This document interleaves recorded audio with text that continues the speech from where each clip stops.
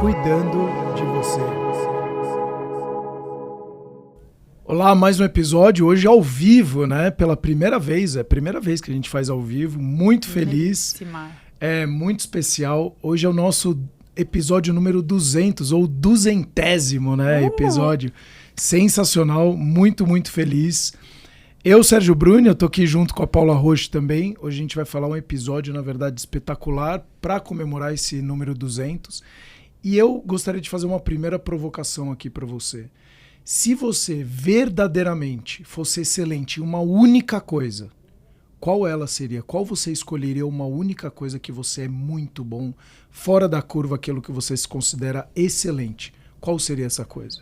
Que frase forte, hein? E a gente ficou aqui pensando muito no tema desse episódio, um tema que a gente considera essencial para os dias de hoje, desculpa o trocadilho. Não. E eu falo, Sérgio, que na minha vida, eu não sei você, mas eu lido com essa dicotomia, com esse paradoxo de ter saúde mental, afinal, nós falamos sobre isso, full time, a gente estuda todos os dias. E lidar com tantas demandas, com tanta pressão, com a produtividade, e com uma produtividade que, sim, é imposta por uma pressão social, mas que muitas vezes vem da nossa mente, da tal sociedade do cansaço que tanto se fala. E em muitos momentos da minha vida, eu me vi completamente esgotada, porque eu associei que eu tinha que produzir mais para ter mais valor e mais resultado. E essa relação não necessariamente acontece, não necessariamente é verdadeira. Até porque se você passa um limite de produção sem descanso, sem tempo adequado de sono, como a gente vai falar hoje, você acaba tendo menos resultados, você fica mais esgotado e pior. Muitas vezes a gente tem resultados que ficam distantes daquilo que a gente quer porque a gente nem para refletir sobre o caminho que a gente está percorrendo. A gente só vai por uma influência do status quo. Você já sentiu isso? Já, é muito legal você trazer isso, porque eu vejo cada vez mais a gente está sendo doutrinado novamente, porque quando a gente volta um pouquinho na história, a gente fala tem até um vídeo que até eu tinha comentado com você, quando a gente gravou da outra vez, inclusive, que fala sobre a escola de Frankfurt. E eles criaram um método onde basicamente você sempre escuta uma ordem que está sendo colocada e você basicamente vive a sua vida dessa forma. Então você vai na escola, tem um professor falando, você fica em silêncio escutando o que ele tem que falar, você termina isso. Se você for olhar as linhas de produções das escolas, eram exatamente a mesma coisa, onde você tem o pátio no meio com as aulas ao redor. Linha de produção de carro também é a mesma coisa, você tem o pátio no meio com as pessoas em volta da linha de produção. Sim. Então, desde as escolas, você tinha o pátio no meio com as salas de aulas em volta. Então, tudo foi meio que criado da mesma forma para você seguir regras. Porque, afinal, é mais fácil você controlar as pessoas quando elas refletem menos, quando elas sabem menos quem são elas ou o que elas querem. E eu dito o que você deve fazer e você acaba fazendo aquilo que eu estou mandando, vamos falar assim. Então, isso é uma coisa que eu vejo muito que é histórica, isso. Até para você manter o controle de uma civilização. Como é que você mantém um controle das pessoas até os tempos atuais? Reprime elas. A partir do momento que você reprime as pessoas, você consegue controlá-las mais. Mas, com o surgimento de tecnologia, de muita informação, isso veio mudando há pouco tempo atrás, mas vem mudando. Pra gente parece que é muito rápido, porque de fato a tecnologia está se desenvolvendo de uma forma muito veloz e nós continuamos sendo seres humanos, então com o mesmo número de células, de cromossomos, o tempo continua o mesmo, então a gente continua com as mesmas 24 horas, por mais que a gente tenha uma percepção ao longo dos anos que estamos passando o tempo um pouquinho mais rápido, mas na verdade continuamos com o mesmo tempo, né? Então com o mesmo minuto, com o mesmo segundo e assim sucessivamente. Então, eu acho que está tendo, na verdade, uma complexidade maior de como você acessa as informações. Mas, na verdade, se você encarar como a gente sempre veio encarando, recebendo a informação da forma que deveria receber e atuar da forma que deveria atuar, a coisa não muda muito. Mas é muito difícil, ainda mais no momento que a gente está vivendo uma geração com muita dopamina. Então é muito estímulo o tempo inteiro, a gente vivendo com aquele estímulo muito alto. Quando a gente volta para uma vida relativamente normal, a gente coloca que a vida ela não é tão legal assim, ou ela é meio depressiva, então ela é meio chata, ou então o tédio, né? A gente pode falar também do tédio, que ele é um dos grandes inimigos hoje em dia. Então, quando você vai juntando tudo isso, você fala assim, putz, então e agora? Como é que eu consigo viver uma vida com mais concentração, mais foco ou menos para fazer mais dentro desse turbilhão todo de informação? Eu continuo acreditando, tá cada vez mais duro, mas eu acredito que a tecnologia, ela de fato influencia demais nesse processo. Muito. Mesmo sendo meio. Mas é muita informação. Depende de como você usa, mas de fato Sim. a gente percebe que as pessoas hoje estão mais ansiosas. A gente já falou várias vezes aqui Sim.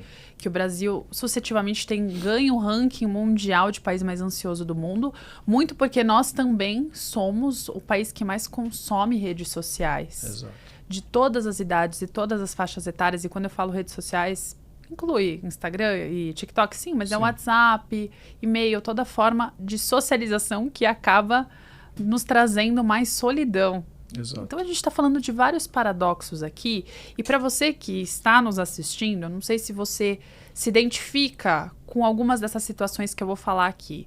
De repente você está no seu final de semana, no tempo de descanso, e aí você vai olhar Netflix, o que eu vou assistir? Vou tirar um tempo para descansar. Isso. É tanta opção que às vezes você fica mais tempo procurando o que assistir do que de fato assistindo. Ou quando você está assistindo, você sente o tal do FOMO, Fear of Missing Out. Você tem medo de que aquilo que você está assistindo talvez não seja tão bom, que tivessem outras opções. Sim. E aí segue o seu dia, você vai escolher uma comida num aplicativo de comida, tá ali, não sabe o que decidir, também demora bastante, acaba até se irritando. São tantas opções que você gostaria que de repente tivessem menos restaurantes para que você pudesse ser mais rápido e mais assertivo.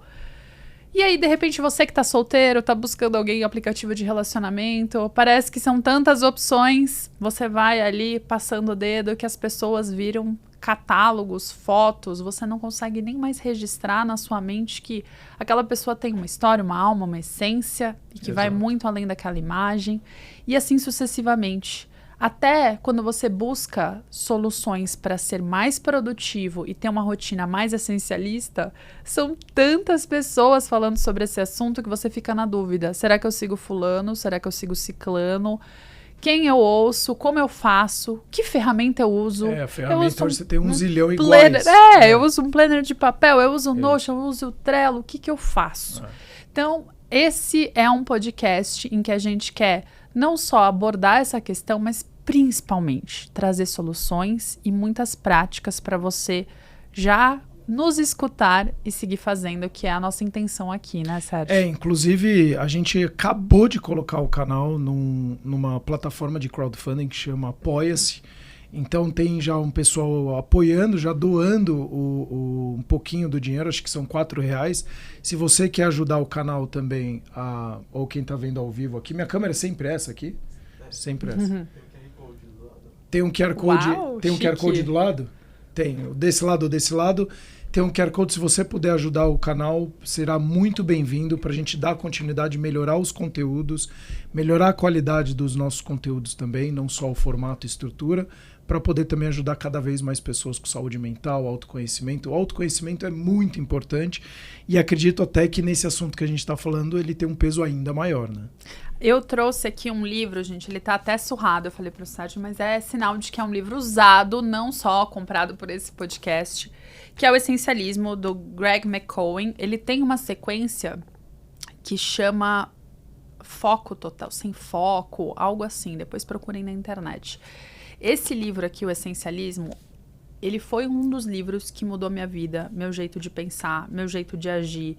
E por isso que quando a gente fala de essencialismo, a gente tem que trazer os maiores pesquisadores que falam sobre isso. O Greg é um. E antes da gente falar de fato o que é o essencialismo e quais seriam as práticas, quero falar um pouquinho contigo, Sérgio, sobre essa sociedade do cansaço, para a gente explorar melhor as causas, porque a gente só consegue chegar na solução quando a gente tem mais clareza do problema, isso para qualquer questão. E tem um filósofo chamado, eu até coloquei aqui que o nome dele é difícil, Byung-Chul Han, que ele escreveu o famoso livro A Sociedade do Cansaço, e que ele fala que essa sociedade vem por muitas mudanças culturais formadas aqui no século XXI. Então, desde o que você falou da Revolução Industrial, dessa linha de produção que foi criada, dessa noção de que a gente precisa trabalhar inicialmente 8 horas para ser produtivo, e esse tempo foi aumentando, e aí veio a tecnologia que deveria substituir o que um ser humano faz. Então, quando apareceu um computador que seria capaz de substituir umas funções administrativas, de 100 funcionários, vamos chutar. Ao invés das empresas também conseguirem reduzir e otimizar para ter pessoas em funções mais estratégicas, o que aconteceu é que elas passaram a sobrecarregar. Então, aquela pessoa de antigamente, ela não só tem mais funções, mais chapéus, como ela tem mais cobrança, porque a velocidade das informações hoje é muito mais veloz do que antigamente, Exato. nas gerações anteriores. E aí vem o ônus e bônus. Infelizmente, eu vou ser um pouco pessimista aqui, me desculpem. Eu vejo mais ônus nessa situação toda, porque a gente vê que sim, a gente tem conseguido grandes avanços, curas para doenças, descobertas fantásticas. Só que é inegável o quanto que as pessoas estão ficando cada vez mais doentes. Sim. E o quanto a gente tem que ser muito estratégico para conseguir ir contra essa maré de viver essa rotina de acorda cansado, tomo café, tomo um ansiolítico para lidar com a minha ansiedade, passo o dia estressado, tomo também algum remedinho, ou tenho que recorrer a alguma ferramenta, alguma coisa, algum vício, alguma válvula de escape para me controlar. Chego à noite, tenho problema para dormir, preciso tomar um remédio, um composto, e assim vai o ciclo da vida moderna. Então, para a gente não seguir esse ciclo, é preciso fazer algumas coisas que a gente vai falar aqui hoje. Só que isso... Não sei, você acha que eu tô sendo pessimista? Você tem uma visão mais otimista sobre isso? Eu, na verdade, eu sou menos romântico, né? Então, assim, eu vejo que tudo na vida ela é muito cíclica, né? Então, assim, a gente está passando um momento de mudança muito grande, principalmente por conta dessa enxurrada de informação. Uhum. Mas se você for pensar, eu sou de 82, então eu tô um dos últimos da época do Millennium aí. Eu acho que talvez eu sinta até, hoje estamos muito ansiosos. Sim, de fato. Mas eu vejo que talvez a minha geração sofra um pouco mais do que talvez quem já nasceu 100% engedrado na tecnologia. Uhum.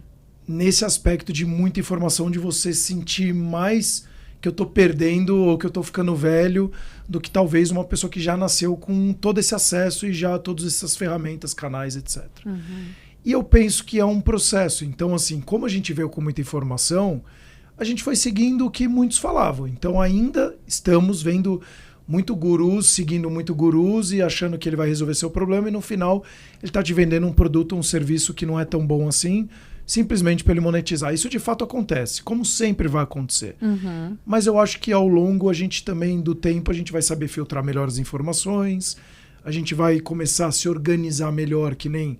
Hoje tem infinitas soluções, agora já está começando a aparecer as inteligências artificiais conversacionais ou as generativas, etc., que faz, inclusive, muitos trabalhos, inclusive cognitivo, não só o braçal, que era a ideia da tecnologia. Então, depois que a gente veio de uma terceira revolução industrial, as máquinas faziam pelo nosso braço aquilo que a gente fazia, agora o computador começa a fazer um pouco pelo nosso cérebro também. Então, no final das contas, é quem de fato vai gerir melhor o tempo, quem vai se organizar melhor, quem vai saber planejar melhor. Talvez hoje, numa velocidade mais rápida, né? Então, antigamente você fazia aqueles budgets de 5, 10 anos, 15 anos. Talvez hoje você vai fazer de 1, 3 anos. Mas só que, no final, quando a gente volta para a essência, ou o essencialismo, se de fato é ir para a sua essência, não vai mudar muita coisa. Uhum. A gente vai ter que continuar se alimentando direito para ter saúde física, a gente vai ter que ter bons pensamentos, ser uma pessoa produtiva e cuidar da nossa cabeça para ser uma pessoa com saúde mental boa. Ao mesmo tempo, quando você cruza a saúde mental com a física, que aí é o seu indivíduo de fato, você vai precisar cuidar, talvez hoje com um pouco mais de ênfase, ou então ser de fato parte do seu processo. Então, por exemplo, nunca foi falado tanto de meditação, mindfulness, entre outros. Antigamente já se falavam disso. Porque você pega as religiões, ainda mais orientais e tudo, que tem 2, 3 mil anos, eles já faziam isso. Por que agora estão falando muito? Porque agora a gente está com muita informação, então agora é imprescindível agora, mas já se falavam da importância disso. Sim. Então, eu acho que vão aparecendo novas soluções, mas se continuamos sendo seres humanos, com os mesmos números de células, mesmo, né, cromossomos, respirando o mesmo ar que a gente respira, tendo a mesma hora que a gente tinha, eu acho que a gente só precisa saber lidar melhor com as novidades. Mas de resto a gente continua sendo igual. Então, assim, as dificuldades vão continuar aparecendo, talvez por ter mais acesso você fica mais ansioso, né? Então, você ter acesso a muito, que nem hoje a gente vê de pedofilia, estupro, violência, é muito mais acessível hoje. Qualquer WhatsApp você está vendo, então isso já te gera uma ansiedade maior, mas não que, na verdade, não acontecesse antes. É que hoje é muito mais invasivo, né? Então, se você não desgrudar do celular, por exemplo, você vai ter informação de violência 24 horas. Só que eu tenho uma visão um pouco diferente de que, sim, o ser humano ele é igual em termos biológicos, só que a gente precisa agora criar capacidades adaptativas que nossos antepassados não precisavam. Exato. Justamente por essa mudança de mundo. Perfeito. Então, se nossos antepassados se destacavam pela capacidade de caça, de velocidade, de análise de riscos, de enxergar animais, nós nos destacamos principalmente pela nossa habilidade de fazer o equilíbrio das nossas emoções e de ter saúde mental. Nessa sociedade que a gente vive hoje, eu vejo isso como uma diferença evolutiva, uma vez que se as tuas prioridades básicas, a gente está falando aqui da pirâmide de Maslow, se você está com alimentação, sono, coisas supridas básicas, você está buscando outras coisas, conexão, senso de propósito. E para lidar nesse mundo louco, é fundamental que você consiga fazer um mínimo de equilíbrio. E não existe equilíbrio sem rotina. Não existe. Não é uma rotina rígida, inflexível, muito pelo contrário. A rotina, ela é a principal força. Aqui o Greg, nesse livro, ele fala isso. A rotina é um dos grandes superpoderes de pessoas que conseguem ter resultados excelentes. Especialmente nisso que eu estava falando para você que está nos ouvindo no começo da live, essa questão da fadiga decisória. A gente tem tantas opções ao mesmo tempo que a gente perde tempo, a gente enche o nosso cérebro de informação, a gente fica com medo de não tomar a melhor decisão possível e isso gera um cansaço cognitivo. A nossa mente, de fato, fica esgotada e, às vezes, mal começou o dia. Porque eu falei aqui de algumas coisas da tecnologia, mas quando a gente fala até em escolhas de roupa, escolhas pequenas, para quem que eu vou mandar mensagem, qual tarefa eu vou começar primeiro, tudo isso gera uma fadiga decisória. E quanto mais a gente conseguir otimizar a nossa rotina para evitar essas escolhas pequenas a todo momento, mais espaço mental a gente tem. E sabe que eu ouvi uma história muito interessante, não sei se você já ouviu, que algumas pessoas, como o Bill Gates, eles tinham um guarda-roupa já meio que determinado, até o dono do Facebook, né, todos eles tinham um guarda-roupa, o Zuckerberg, fugiu o nome dele. Para não ter muita tomada de decisão. Camisa preta e calça jeans e tal. E não que precisa chegar nesse extremo. Mas sabe que depois disso, e depois de ler o livro, eu até adotei um guarda-roupa mais essencialista. Então eu tenho roupas mais básicas, não tão estampadas, que são mais fáceis de combinar, porque é um item do meu dia que fica mais prático diante de tantas coisas que eu preciso resolver.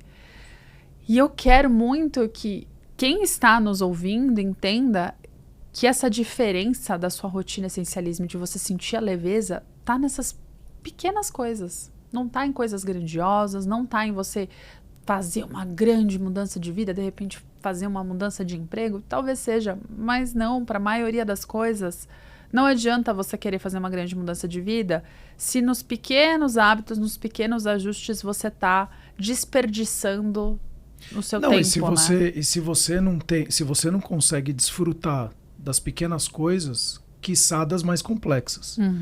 Então, se você não está conseguindo ter uma vida plena, ou uma vida relativamente de gratidão de fato, com os mínimos, como é que você vai ter quando você estiver em abundância?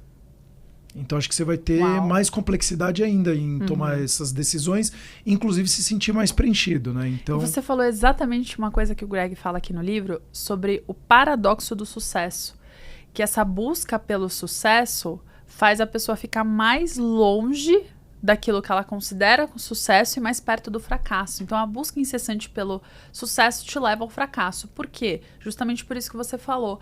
Você enxerga ali um seu objetivo grandioso. E ele é tão grandioso que para fazer acontecer, você precisa se doar inteiramente, mudar toda a sua rotina e você coloca toda a sua energia para atingir aquele objetivo. Sim. E colocando toda a sua energia e nem parando para refletir volta e meia se ele continua fazendo sentido, se você precisa fazendo ajustes. Você só vai desperdiçando aquilo e muitas vezes você não consegue alcançar o que você tanto quer, porque você gastou energia fazendo e não se replanejando e sendo até estratégico. E isso é algo que as pessoas têm que tomar um cuidado, reavaliar se aquilo que você tem como definição de sucesso e se os seus objetivos, de fato, você está criando tempo para pensar sobre eles e mais tempo para você estudar, ser melhor e conseguir alcançar esse objetivo de uma forma mais eficaz. Porque se a gente está falando de um mundo inconstante que muda tanto, o conhecimento que eu tenho hoje, daqui a pouquíssimo tempo vai ficar ultrapassado. Eu preciso continuar me atualizando, seja em qualquer área. E especialmente em áreas como a nossa, em que a neurociência muda todo dia, áreas tecnológicas, algumas áreas com uma velocidade ainda maior. Se a gente não tira um tempo significativo para a gente se renovar, para a gente estudar, para a gente aprender e ver as grandes referências, a gente nunca vai conseguir o sucesso. Porque o conhecimento que eu tenho ontem não vai ser suficiente para me destacar. E outra, né? O sucesso, ele é diferente do que você crescer, né? Então, quando você fala assim, eu estou crescendo profissionalmente, então você está num cargo novo, ou então você é empresário, você contratou 10 pessoas, 20 pessoas, 100 pessoas, você aumentou o faturamento de 1 milhão para 2 milhões, para 10 milhões, 100 milhões, isso é crescimento, é o growth, né? Você está crescendo. Mas o sucesso, de nada adianta se você está gerando toda essa riqueza, todo esse crescimento dentro da sua empresa, se não está tendo um impacto na sociedade. Para existir sucesso, de fato, precisa existir a melhoria do outro. Se você não gera melhoria para o próximo, não é sucesso isso. Isso é uma questão conceitual, não sou eu que estou falando aqui. Então, se eu faço um trabalho onde só eu adquiro os bens, onde eu trabalho para ganhar meu bônus e eu comprar meu carro e simplesmente, mas eu estou gerando economia porque eu comprei um carro e aí tem uns vendedores. Não é essa forma que eu estou falando. É o que de fato você está impactando as pessoas ao seu redor pelo ganho financeiro que você está tendo e cada vez mais na sua cabeça tendo sucesso. Quanto mais você está gerando de impacto na vida dos outros? Você está sendo uma pessoa que, seja desde benefícios básicos que você dá para um colaborador, um ambiente de trabalho onde as pessoas se sintam acolhidas, onde elas tenham a segurança, por exemplo, inclusive, de mostrar a vulnerabilidade delas dentro das empresas e poder ter um papo reto de falar, estou com um problema, um burnout, estou com porque muitos lugares não tem, e eu que tenho feito um trabalho de mentoria, eu entrevistei algumas pessoas corporativas e eu fiquei encantado de saber que tem empresas que sim, existe uma preocupação gigantesca com o colaborador. Você precisa sair 6 meses, sai 6 meses, você volta, a gente volta aqui. E ela falou, eu cheguei a ficar 1 ano e 1 mês, a pessoa voltou a trabalhar e a empresa dando suporte para ela.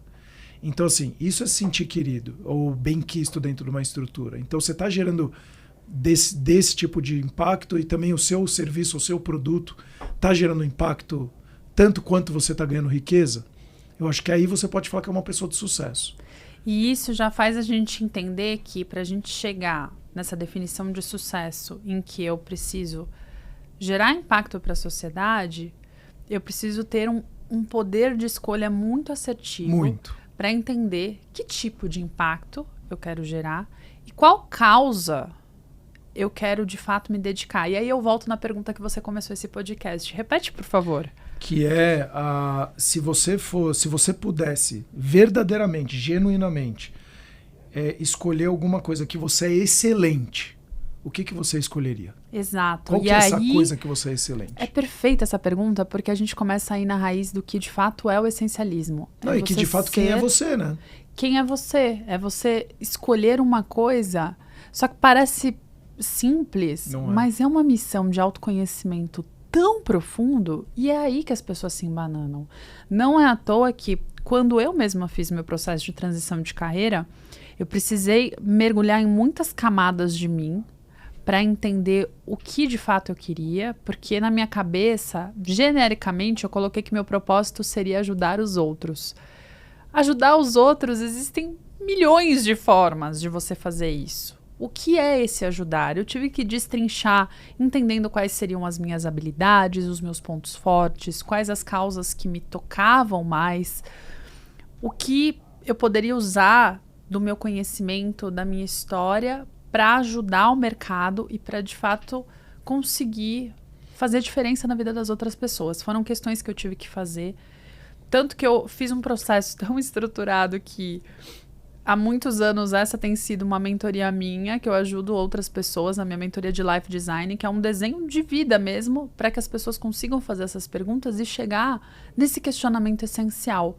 O que é mais importante para você desempenhar e onde? Qual o sol que a sua rotina vai girar? Essa pergunta é muito provocativa para algumas pessoas, mas eu garanto que quem tiver aí, tiver coragem de se fazer, e calma, porque é um processo. E é um processo que pode mudar. Eu falo que isso não precisa ser rígido, mas é importante você ter clareza disso para o seu agora, para que você consiga definir uma rotina e objetivos que cheguem até lá. Então, você tem um objetivo essencial na sua vida que responda essa grande pergunta, no que você quer ser excelente. A partir desse objetivo essencial, você destrincha ele em objetivos menores que sejam mais fáceis de ser alcançados. E aí você estabelece atividades da sua rotina. Basicamente, esse é um trabalho que a gente chama de meta reversa. Você estabelece uma grande meta e aí sim você define os hábitos. O grande problema é que muitas pessoas começam pela definição dos hábitos para só depois chegar num objetivo que muitas vezes nem é delas. Um objetivo externo que foi imposto. E é importante começar a fazer esses questionamentos porque uma vez que você tenha o seu essencial definido, tem uma coisa que sim você vai precisar investir energia para chegar no essencialismo, que é na eliminação. Exato. Um bom essencialista, ele é um ótimo não. eliminador e um ótimo em falar não. É uma coisa que eu tive bastante dificuldade ao longo da minha trajetória de vida. Hoje em dia eu consigo fazer isso com muito mais leveza por entender que cada não que eu dou para o outro é um sim para você. É um sim para uma necessidade, às vezes não necessariamente minha, mas para uma outra necessidade que precisa ser atendida. Às vezes o Vitor, que está aqui nos bastidores, ou o Sérgio, os dois me pedem uma coisa. Eu tenho tempo para realizar só uma. Eu preciso entender o que é essencial. E aí, para isso, para ajudar nesse processo, o Greg ele fala que a gente pode usar o poder dos 90%, que eu acho bastante ousado, viu, Sérgio? É, bastante. Ele fala que a gente precisa definir um critério de 1 a 10 para fazer uma escolha. Então, pensa aí numa escolha recente que você teve que fazer na sua vida.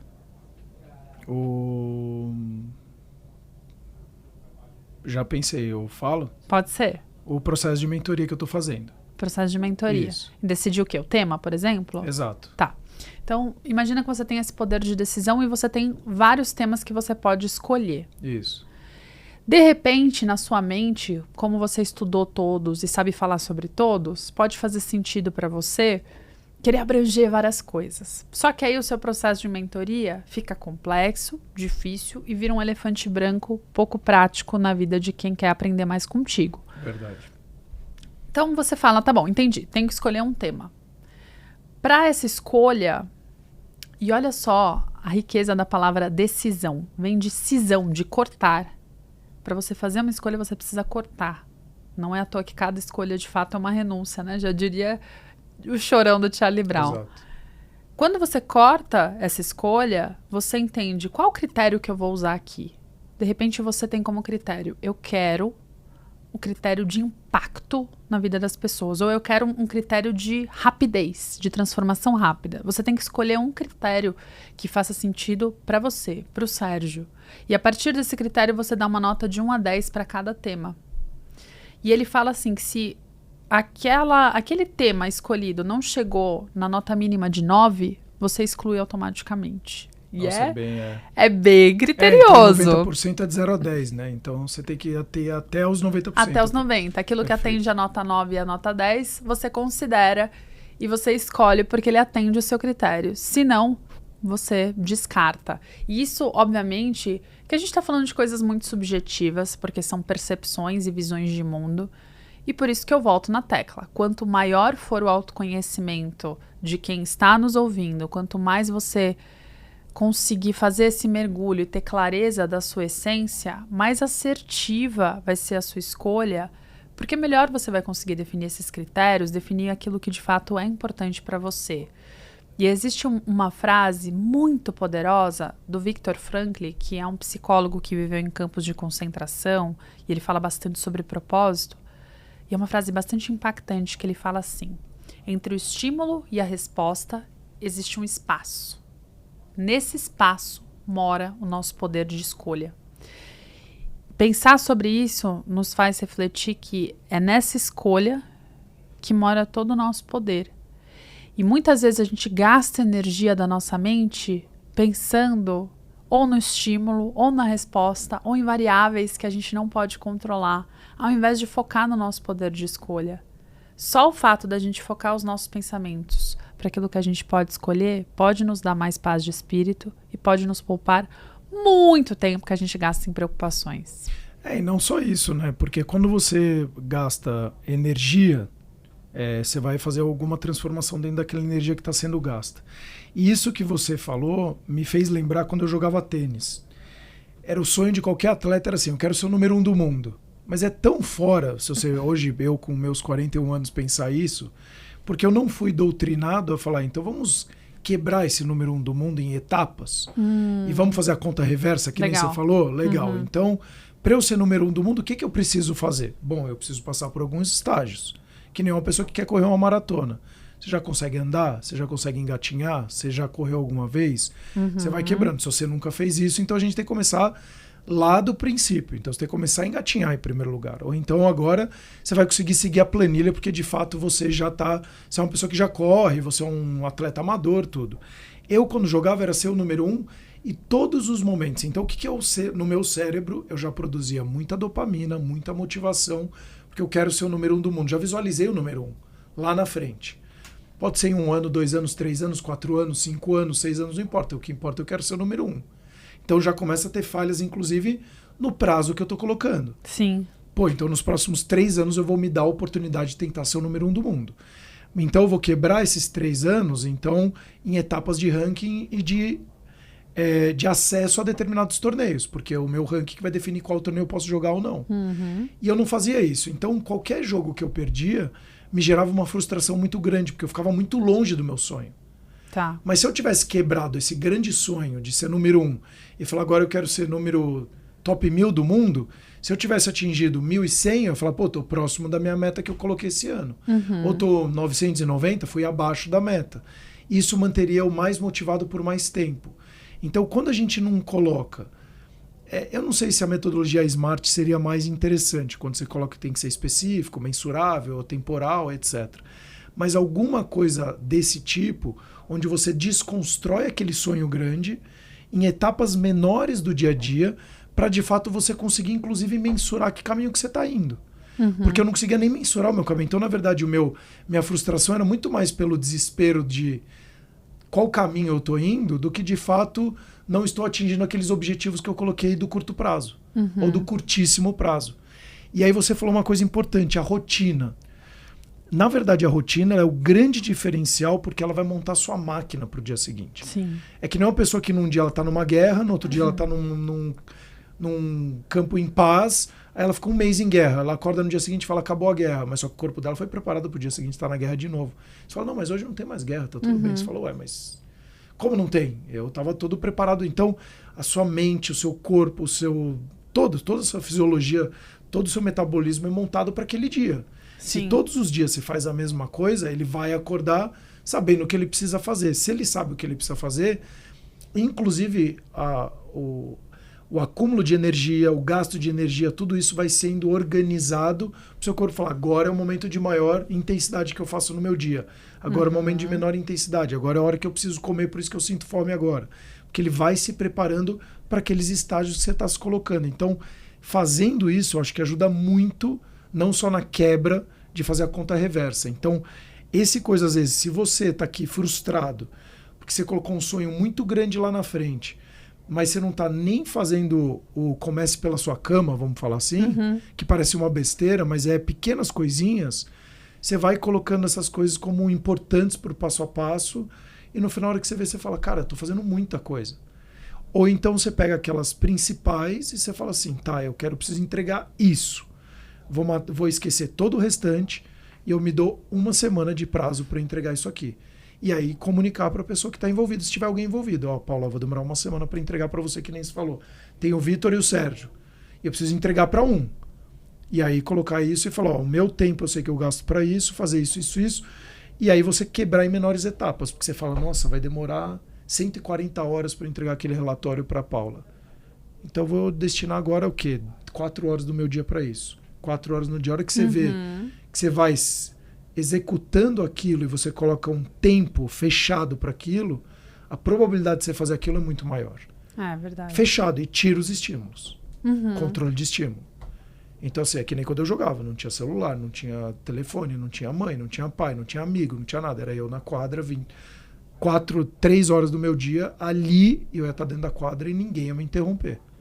Esse é um ponto crucial. Quando você se dedica a uma atividade, você de fato precisa estar presente e tirar o máximo de distrações possíveis. Exato. Então, a gente já falou aqui sobre a eliminação, quanto que ela é importante nesse processo do essencialismo, e não é só eliminação de grandes escolhas, de hábitos, mas de distrações também, porque quantas pessoas eu não vejo querendo se concentrar em algo, reclamam que não conseguem terminar uma atividade, que ficam procrastinando, mas o celular está sempre ali do lado, ou as 1000 abas do navegador, principalmente a aba de e-mails atualizando toda hora, está ali aberta. A mente não consegue focar. Não. Então, de fato, fazer essa priorização é fundamental. E você falou algo também bastante importante, que é escrever para ter clareza do que está acontecendo.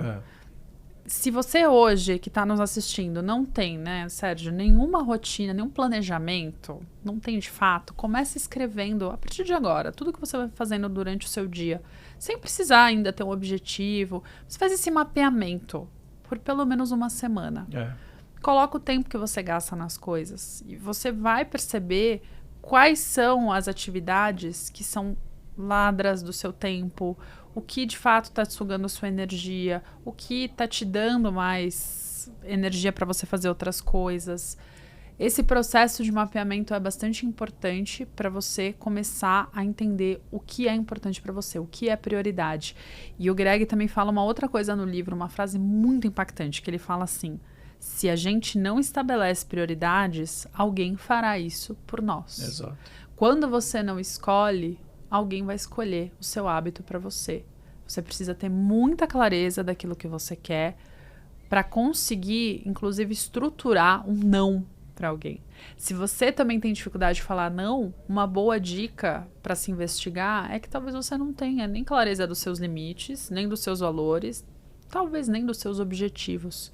Porque para você dizer um não com leveza, sem necessariamente precisar dizer não, falar agora eu não consigo, talvez outro dia, ou não posso porque eu preciso fazer isso. Você só consegue fazer quando você tem clareza dessas necessidades. Não, e às vezes nem a outra pessoa que está solicitando às vezes tem clareza. Então é importante você até fazer a pergunta para saber se a pessoa tem clareza. Então a pessoa vai falar, você, Sérgio, me entrega esse relatório em 2 dias que é muito importante. Eu falo, esse relatório é muito importante. Como que você faria então, Paula, essa parte aqui que é super importante? Eu estou falando meio que um não para você, mas na verdade eu estou jogando a responsabilidade para entender como que você está arquitetando dentro da sua cabeça esse relatório que você está pedindo. E aí eu já estou alinhando, você falar, veja bem, eu também não sei. Ou me explica qual a função dele, qual papel ele tem, também aí é a pessoa que está solicitando, você vai ver o como ela sabe sobre o assunto e o quanto de fato ela está precisando daquela informação. Sem você falar o não. Não. E você me fez pensar sobre outra coisa. Pessoas que ficam muito sobrecarregadas porque tem alguém ou família que sempre pede mais e mais, ou um chefe, um colega de trabalho, e a pessoa por dó, por pena, ou por até falta de amor próprio, só fala sim, abraça todas as causas e acaba se sobrecarregando e sendo o herói frustrado. E é um ponto que eu alerto muito as pessoas. Cuidado para você não ter síndrome de herói nas suas relações e na sua empresa, porque você sempre vai se ferrar e você não vai salvar ninguém. Não. Você não vai ser reconhecido, porque o herói está sempre resolvendo urgência, estressado, sobrecarregado. Então ele vai ajudar as outras pessoas, mas vai ter um alto custo para isso. E ele não vai conseguir fazer isso nem de forma sustentável, porque uma hora ele vai se cansar e os pratinhos vão cair. É um efeito automático. Por isso que é importante a pessoa se perguntar, poxa, eu sei definir os meus limites? E aí um outro exercício para quem está nos assistindo e não tem certeza dos limites, é uma das perguntas que eu mais recebo na minha caixinha no Instagram. Paula, como saber quais são os meus limites, quais são os meus valores? Pensa numa situação em que você se sentiu ofendido, que você sente que os seus limites foram ultrapassados, que isso te gerou raiva ou angústia. Usa as emoções para te ajudarem nesse processo. A partir do momento que você definiu essa situação, comece a escrever que limites ali foram ultrapassados. Foi a comunicação? Foi no tipo de solicitação? O que exatamente aconteceu que você não gostaria que se repetisse? E aí você começa a ter mais clareza na sua comunicação. Porque não adianta a gente querer ter clareza na comunicação externa se o nosso diálogo interno está uma bagunça. Por isso que esses exercícios que a gente já passou aqui, vamos lá, exercício de definir o que é essencial para você, exercício de escrever as suas atividades para descobrir quem que está sendo um ladrão do seu tempo, exercício de escrever quais limites foram ultrapassados, exercício de escrever qual critério que você vai ter para tomar uma decisão, para eliminar tudo aquilo que não for extremamente essencial, se você não tiver coragem de seguir a regra dos 90%. E uma boa rotina, né? E uma boa rotina. Vamos falar dessa rotina? E eu quero te pedir, então, para falar de algo que você é super especialista. Não, na verdade, a importância das pausas e do descanso. Exato, na rotina. Porque assim, até o não é uma posição, né? Uhum. Então, a pessoa fala assim, eu não consigo falar não. Você está tomando uma posição, você não está conseguindo falar não. Isso é uma posição, que nem... mas o cara fica muito em cima do muro. É uma decisão ficar em cima do muro. Uhum. Então, se você tá com dúvida aqui, tá com medo, qualquer coisa de falar ou não, esse sim que você já tá falando, mesmo não querendo, já é uma posição. E a pessoa que vê que você fala não, vai muitas vezes abusar disso, porque fala, a Paula sempre faz, então vou pedir para ela. E é porque a gente sempre tende a ir para a zona do conforto, a famosa zona de conforto. Então eu vou pedir para você fazer, não tem jeito. Sim. É normal isso. Sim. Então se atente a isso também. Se você está falando, o não eu não consigo, mas o sim é uma posição, e para que posição você está indo, que tem que ir muito de encontro com essa questão da sua essência. Eu acho que assim, a rotina, eu gosto muito, e aí eu li um livro também que fala muito um cara que criou a Bravos Race, que era Death Race, na verdade, no Canadá. Depois ele veio, ele é um sedentário, e ele começou a estudar um pouco de neurociência e também o comportamento humano, e ele falava a importância de você fazer atividade física logo pela manhã. Eu me vejo fazendo quando eu faço de manhã e no final do dia. Eu rendo muito mais quando eu faço logo pela manhã também. Então vai muito de encontro com o livro. Porque o que ele fala? Se você faz uma atividade física de manhã, e aí colocando isso dentro da sua rotina, na hora que você está fazendo atividade física, você não gosta de fazer atividade física. Você não faz, que delícia, estou puxando ferro, estou suando, meu coração está explodindo se eu estou correndo, qualquer coisa do gênero. Mas quando eu passo por essa etapa, quando eu começo a trabalhar depois, a probabilidade de eu passar por dificuldades ao longo do dia, ela tende a ser melhor. Por quê? Porque quando eu tive a dificuldade fazendo atividade física, eu estava produzindo muito hormônio de prazer e felicidade. Então, isso no meu subconsciente, eu já estou entendendo que eu consegui sim passar por uma dificuldade. Então, quando vierem os problemas do meu dia, a probabilidade de eu olhar os problemas de uma forma mais positiva do que negativa, ela aumenta. Vou dar um contraponto de quem treina à noite, mas entende justamente esse princípio. Não necessariamente você precisa começar com uma atividade física para ter esse mesmo efeito. Claro que eu tô falando de uma pessoa que já tem o exercício físico como hábito há alguns anos, tá? Para alguém que tá começando, talvez seja mais difícil. Mas à noite foi sempre o horário que se encaixou na minha rotina. De manhã antes, pelo horário que eu trabalhava, eu não conseguia.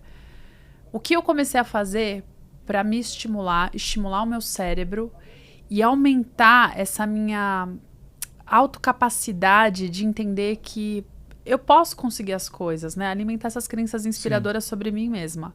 Eu começo definindo no meu checklist pequenos hábitos simples de uma rotina em que eu faça ali o check-in das minhas emoções, que eu faça um bom café da manhã, que eu faça meu devocional, coisas muito simples que eu já faço logo pela manhã.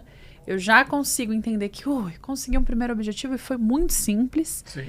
E assim eu me sinto capaz de continuar seguindo o meu planejamento. Então eu vejo a importância, sim, da atividade física, ela pode cumprir esse papel, mas para quem não consegue adequar isso à sua rotina, para quem está nos assistindo e fala, poxa, mas de fato não consigo, então eu vou me sentir assim sempre ineficaz nos meus objetivos. Não, você pode começar com outra coisa muito simples. E você vai sentir esse efeito dopaminérgico que alimenta a tua autoconfiança. É muito legal perceber isso. Mas eu vou voltar à pergunta que eu tinha te feito. Por favor. Além dos exercícios físicos, eu quero que você fale um pouquinho, para quem está nos assistindo, sobre o efeito do tempo de descanso e das pausas na nossa rotina, porque é muito curioso. Grande parte das pessoas, e eu me pego muito nisso, se sentem culpadas no tempo de descanso. Sim. E a gente corre o risco, até nesses pequenos tempos de descanso, não estimular o chamado ócio criativo. Então, ficar ali consumindo um podcast, assistindo um seriado, sempre ouvindo uma mensagem, respondendo, porque preciso ser produtivo. É a sociedade do cansaço. Como a gente aprendeu tanto a associar o nosso valor com a nossa produtividade, a gente pode cair nesse risco, sobrecarregar a nossa cognição. E hoje eu sei que um cérebro cansado, ele pode reduzir até 37% a capacidade cognitiva em média. Sim. Muitos estudos já mostram isso. Então, a gente precisa ter essa reflexão para a gente conseguir entender, poxa, se eu não parar, é como uma esponja suja que eu tô lavando louça. Se eu pego uma esponja imunda, passo ali na louça, não vai limpar. Eu preciso lavar, tirar aquela sujeira, e o descanso tem esse efeito no nosso cérebro para conseguir limpar a louça com mais eficácia. Então conta um pouco assim, principalmente o sono, mas não só o sono, até as pausas, o cochilo, quanto que isso pode ter esse poder na nossa rotina? Então, primeiro tem até metodologias, né? Tem uma metodologia que chama metodologia Pomodoro, né? Que é super famosa, mas não necessariamente tem que ser ela, obrigatoriamente você tem que utilizar dela, mas ela foi criada exatamente por falar isso. Se você tem uma atividade de muito foco, dificilmente você vai conseguir passar de 40, 60 minutos de muito foco ou fazer por 2, 3 horas aquela mesma atividade muito complexa cognitivamente falando. Então ele pede que a cada mais ou menos 40 minutos, 1 hora, você tire algo em torno aí de 25 minutos para dar uma descansada, 20, 25 minutos para dar uma descansada no seu cérebro. Então a cada 1 hora, mais ou menos 1 hora, você tira 20 minutos, vamos colocar assim. E aí tirar de fato para você conseguir pegar a esponja e extrair esses excessos para você voltar a conseguir absorver aquela informação de novo. Não são 20 minutos consumindo informação, então. Não, exato. Você não vai lá depois no WhatsApp e fica... ou então no Instagram, e aí sua cabeça vai ficar. O que eu tento fazer, eu jogo, quando eu quero dar esse minuto de calma para ter foco mais numa única coisa, eu jogo xadrez. Eu gosto de jogar xadrez. Então eu pego por quê? Porque eu preciso pegar uma pedra, tudo bem que você fica pensando, mas só que você fica focado naquele mesmo ambiente para conseguir dar uma descansada. E outra, ou vai fazer uma palavra cruzada, alguma coisa que... Ou caminhar, fazer algo físico, dar uma respirada, conversar com alguém tete a tete. O famoso cafezinho no trabalho, que funcionava muito. Essa brincadeirinha parece besteira, mas não, você de fato, muitas das ideias surgiram dos cafezinhos. Muito, e até para quem trabalha em casa, esses são os momentos que, sei lá, eu vou lavar uma louça, eu vou fazer um doce, não que necessariamente eu preciso ser produtiva, mas para sair desse universo cognitivo e para não correr o risco de ir para as redes sociais. Não, e quantas vezes você fez aquela... Eu vim da área financeira, quantas vezes você estava fazendo aquela planilha que você ficava em cima e vendo a fórmula e você precisava falar, cara, e dava o erro na célula. Aí você falava, cara, não é possível, eu tô fazendo certo. Aí você sai, dava uma meia hora e não falava nada sobre a planilha, não pensava nela, aí voltava, dava 5, 10 minutos. Eureka. Surgia, aí você falava, nossa, eu tinha colocado uma barra invertida no meio da função X, meta, não sei o quê. Então, assim, porque é exatamente isso. Por que o pessoal fala, você está aprendendo até por osmose? Sim. Os ditados, eles estão aí porque, de fato, as coisas acontecem. Porque você dorme, descansa, pega a esponja, tira a água dela, e aí você volta no dia seguinte para você absorver as informações novamente. Então, aí já que você mencionou, o sono tem um papel fundamental, principalmente os estágios do sono. Então, você tem o sono REM, não REM, principalmente o REM, que é o momento que você sonha. Esse é o momento que mais você faz um trabalho cognitivo, então toda a recomposição da memória. Então o sono ele é fundamental quem trabalha muito com a parte cognitiva. Quem tem um trabalho muito intelectual, ele precisa ter um sono de qualidade, senão a pessoa vai começar a ter falhas na memória dela, na organização da memória dela, dos aprendizados do dia. Por isso que muitas vezes quando você quer aprender alguma coisa, descansa em primeiro lugar. E o paradoxo é que a pessoa que acaba tendo uma atividade mais física, pelo trabalho, função que ela desempenha, é uma pessoa que normalmente vai ter uma qualidade de sono maior. O cansaço físico ele também ajuda o corpo a relaxar e a pessoa normalmente não é tão ansiosa e tão sobrecarregada mentalmente a ponto de conseguir dormir mais rápido e ter uma qualidade de sono maior. São alguns dos fatores que a gente precisa prestar atenção, porque, de novo, a gente vai no poder dos micro-hábitos. Exato. Aquela coisa simples. Acordei, ao invés de correr para o celular, me exponho à luz natural, porque já muitos estudos mostraram que existe, lá na nossa região do hipotálamo, algumas células que têm um gene chamado clock, os cientistas deram esse nome, e os clock, eles conseguem regular o nosso relógio biológico, e quando expostos à luz solar, essa regulação acontece de forma eficaz. Exato. Na hora que a gente for dormir, o nosso corpo está mais alinhado ao ciclo do dia, ao ciclo circadiano. Circadiano, perfeito. E muitas outras coisinhas que a gente pode fazer. A própria higiene do sono antes de dormir, não assistir um seriado muito emocionante, ou resolver algo de última hora, ou ouvir aquele áudio daquela pessoa que você não tá tão bem, justamente antes da hora de dormir, que com certeza ou você... Ou discutir com o cônjuge, né? Você não vai brigar antes de dormir, porque provavelmente você vai dormir daquele jeito. Você que falou que faz atividade física à noite, então, se você faz atividade física à noite, veja também muito a intensidade do seu treino. Dá um intervalo maior, né? Exato. E se você está fazendo... Eu, por exemplo, às vezes eu jogo bola às 10 da noite segunda-feira, acaba 11 e pouco da noite. Esse dia, às vezes, eu vou dormir meia-noite e meia, 1h da manhã, porque meu corpo não desliga. Uau! Então, para mim, assim, eu já vejo que para mim atividade física muito à noite, muito intensa, me prejudica o meu sono. Tem que tomar cuidado, né? Então tem que olhar algumas coisas assim para você poder ir organizando a sua máquina, né? Então o mais importante é como ela vai funcionar, que nem você falou, o relógio biológico. Então você tem um relógio aqui interno que ele vai funcionar, você vai otimizar ele ou não. Como que você otimiza essa máquina? Fazendo esses trabalhos de autoconhecimento, vendo se para você a atividade física de manhã é melhor ou pior, que tipo de alimento faz mais mal, menos mal para você. Eu já estou vendo, por exemplo, quando eu vou em pizzaria, antigamente, eu comia 4, 5, 6 pedaços de pizza. Hoje o que eu faço? Como um prato de salada antes, para comer de 1 a 2 pedaços de pizza, porque eu durmo melhor. Se eu comer 5, 6 pedaços de pizza, eu vou dormir muito mal. Então são coisas que a gente vai aprendendo. Se eu como muito doce à noite, para mim, eu como doce todo santo dia. Agora esse mês de janeiro eu coloquei uma promessa de não comer doce, até agora eu não comi. Mas colocando pequenas coisinhas para você de fato conseguir ter um resultado muito maior e não só jogar aquele resultado lá na frente. A hora que você olha, você fala, cara, eu preciso fazer muita coisa. Não, você está fazendo o básico bem feito. Acho que tem até um livro que fala isso. Faça o básico bem feito, não lembro agora. Mas você está fazendo os mínimos, é o que nem você falou, micro jornadinhas, tarefinhas, já está fazendo bem feito, aí você vai indo para os outros. Comece fazendo essas, senão você não vai fazer os outros. E a chance de se desmotivar é muito grande. Muito. E para finalizar essa parte prática, tem outro conceito que eu quero trazer aqui do livro, e só falando, tem muitas coisas para você tirar de aprendizado.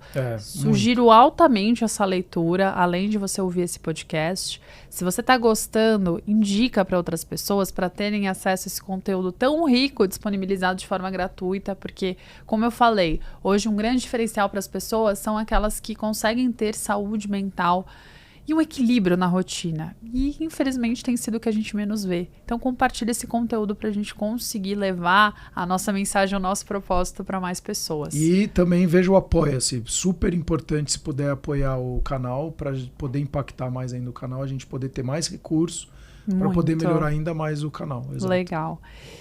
Então, de uma última prática que eu quero passar, que eu gostei muito desse livro, Sérgio, chama Falácia do Planejamento. Ai, que era uma coisa que eu caía com muita facilidade. Toda vez que eu planejava a minha rotina, eu planejava centenas de atividades. Sim. E na minha cabeça eu ia dar conta de fazer tudo. Sim. Eu comecei a fazer isso logo que eu adquiri o hábito de escrever a minha rotina. O que aconteceu? Todos os dias eu ficava extremamente frustrada e ia dormir com muita culpa porque eu não conseguia chegar nem na metade do meu checklist. Porque na minha mente eu ia dar conta daquilo. Seria o universo perfeito. Mas para eu dar conta daquilo, ou eu teria que me dividir em duas, ou eu teria que ser extremamente produtiva e deixar, inclusive, de me cuidar, comprometer o meu sono, o meu tempo de comer, meu tempo de conexão, meu tempo de descanso. E aí essa frustração contínua começou a me gerar desmotivação. E isso foi assim há uns 3 anos atrás, em que eu já empreendia, já tinha feito a transição de carreira, só que ainda não entendia na prática os efeitos de uma rotina bem feita para a minha inteligência emocional. Então eu achava que só planejar, poxa, tá legal, tô fazendo a rotina, e eu não entendi essa falácia do planejamento. Eu vou te explicar o que é. A gente, de fato, tem uma mente muito otimista e que acha que a gente vai dar conta de tudo. Então a gente planeja muito mais coisas do que a gente é capaz de realizar e com isso a gente se frustra com muita facilidade.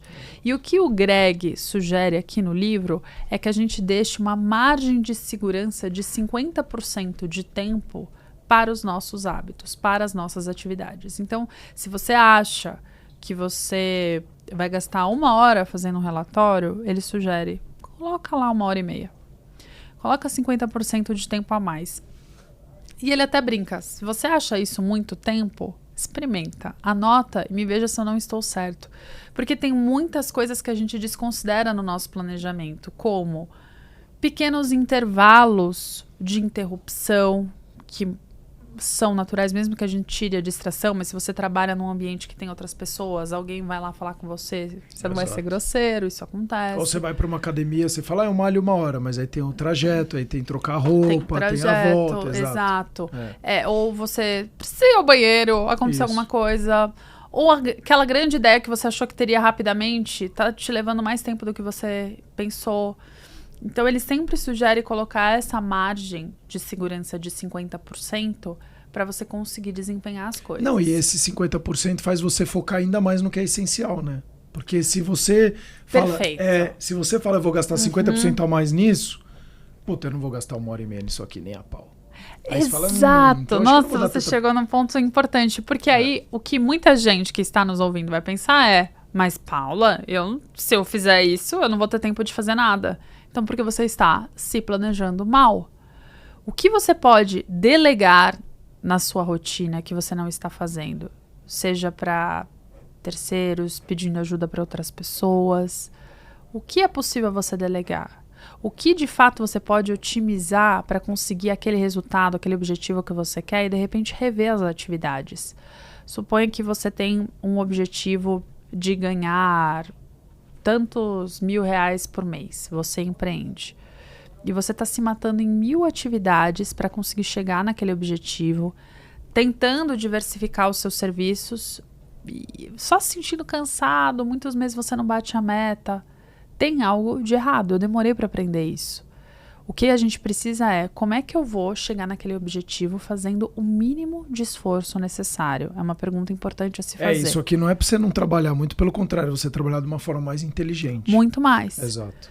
Então, o que eu vou ser excelente? Escolha uma coisa. Por muito tempo, eu queria ser excelente em muitas coisas. E eu não dava conta. E eu ficava cada vez mais frustrada e me sentindo cada vez mais incompetente. E esse é o paradoxo do sucesso que o Greg fala aqui. Por isso que a gente precisa, de fato, entender onde a gente quer chegar com muita clareza. E entender que para chegar ali, eu vou precisar perder para ganhar. Isso. Eu vou precisar perder alguns hábitos, perder, às vezes, até algumas interações. Isso. Ultimamente eu tenho refletido muito sobre isso. Poxa, eu sou uma pessoa que gosta de pessoas, sou apegada.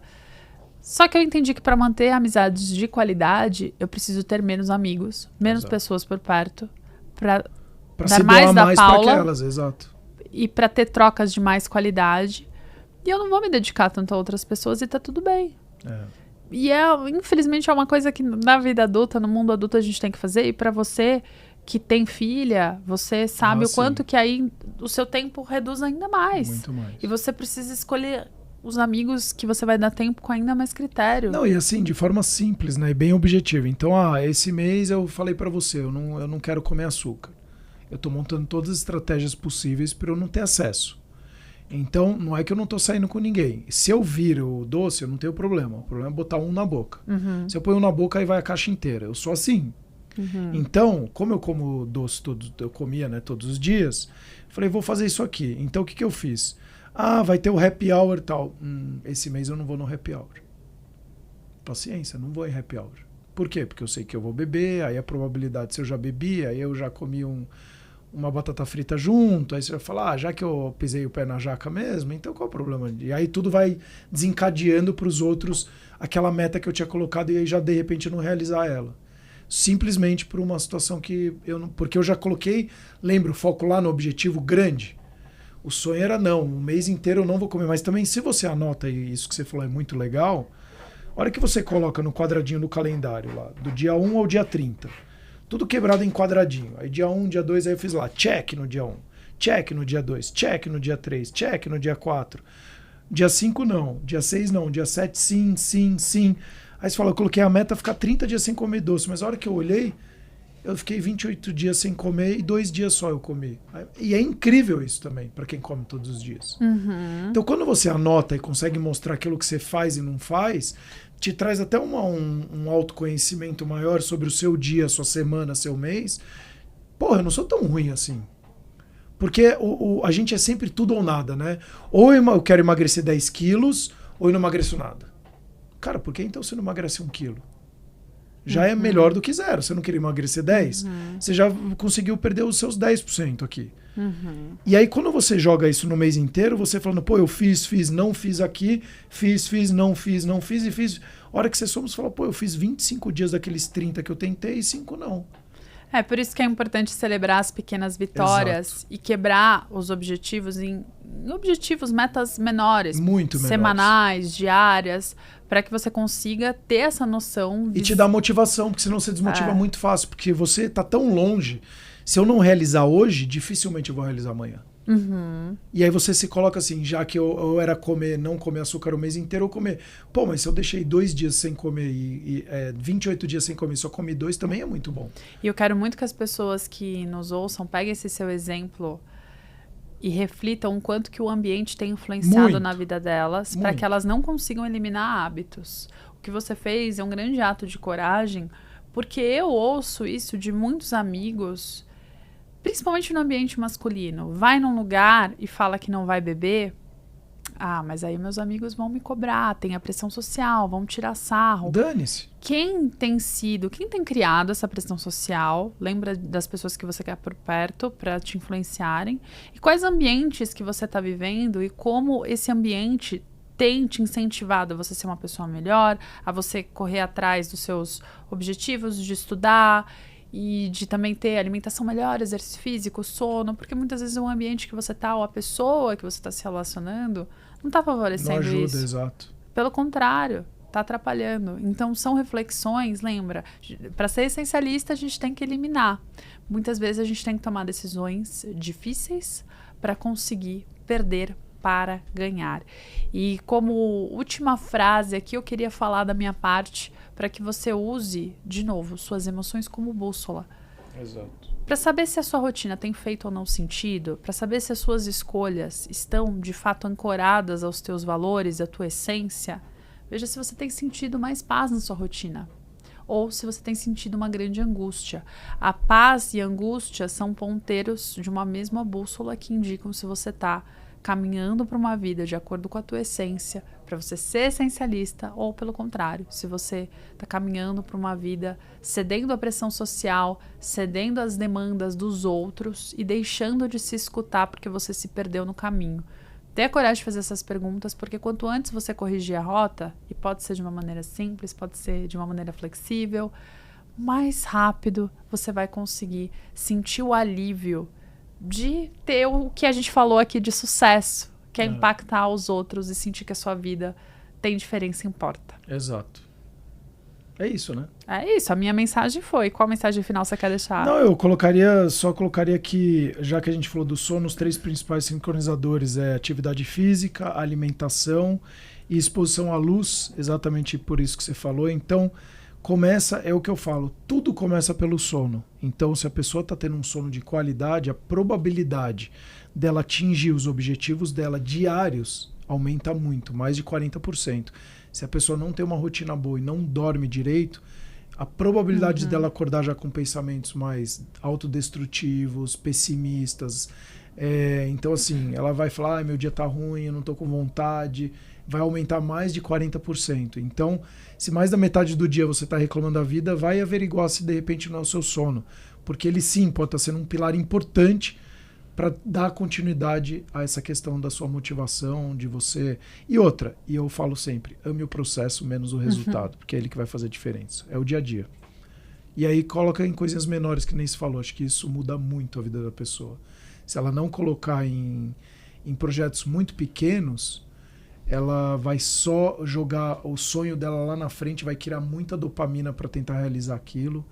E aí ela fala, nossa, estou muito longe, só vai se frustrar. Não, crie projetinhos menores para sua autoestima estar maior, porque eu acho que isso também vai ajudar ela a conseguir realizar. Não deixe de compartilhar esse episódio que, foi riquíssimo. Muito. Acesse a plataforma do Apoia-se e até o próximo Cuidando de Você. Agora vai ser ao vivo sempre, Sérgio? Não sei, vai ser, Vitor? Não sei. A gente tem que definir.